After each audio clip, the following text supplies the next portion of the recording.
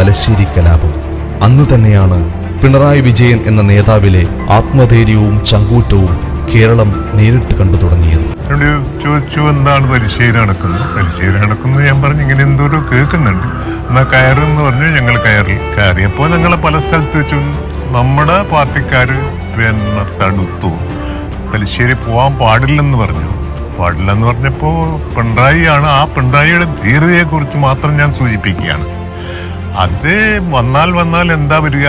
പോയാൽ ജീവിതം അവസാനിക്കുന്നില്ലേ ഉള്ളൂ. ഈ പ്രസ്ഥാനത്തിൽ നിൽക്കുന്ന കാലത്തോളം അതെനിക്കൊരു പ്രശ്നമല്ല.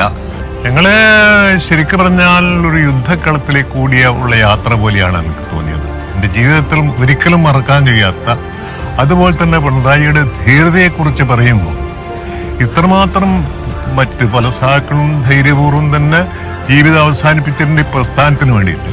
പക്ഷേ പിണറായിക്കുള്ള ധീരത അത് അസാധ്യമായിരുന്നു.